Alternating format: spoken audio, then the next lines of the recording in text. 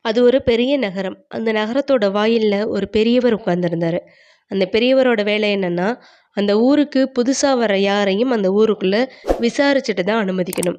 இதுதான் அந்த பெரியவரோட வேலை. ஒரு நாள் இப்படி உட்கார்ந்துட்டு இருந்தப்போ, ஒரு வாலிபன் ஒருத்தன் குதிரையில வந்தான். அந்த வாலிபன் இந்த பெரியவர்கிட்ட வந்து, "ஐயா, இந்த ஊர் மக்கள் எப்படின்னு?" கேட்டாரு. அதுக்கு இந்த பெரியவரோ, "ஏன்பா, ஏதாவது வியாபாரம் எதுவும் பண்ணணுமான்னு?" கேட்டாரு. அதுக்கு அந்த புதிய நபரோ, "எங்க ஊர் பக்கத்துல தான் இருக்கு. எங்க ஊர் ரொம்ப மோசமான ஊர். அங்க உள்ள மக்கள் எல்லாம் ரொம்ப மோசமானவங்க. அதான் இந்த ஊர்ல வந்து குடியேறலாம்னு பார்க்குறேன்" அப்படின்னு சொன்னான். அதுக்கு இந்த பெரியவரோ, "இல்லப்பா, இந்த ஊரு உங்க ஊரோட மோசமானது. இங்க இருக்க மக்கள் எப்போதுமே ஜாதி, இனம், மதம், மொழின்னு சண்டை போட்டுக்கிட்டே தான் இருப்பாங்க. நீ ஏன் நிம்மதிய தேடி வர்ற? அதனால நீ இந்த ஊருக்கு வர வேண்டாம். வேற எங்கேயாவது போயிடுன்னு" சொன்னாரு. சரின்னு அந்த குதிரையில வந்தவனும் வேற ஊர பார்த்து கிளம்பிட்டான். கொஞ்ச நேரம் கழிச்சு இன்னொருத்தரும் வந்தாரு. அந்த இன்னொருத்தர் பணிவா இந்த பெரியவர்கிட்ட, "ஐயா, இந்த ஊர்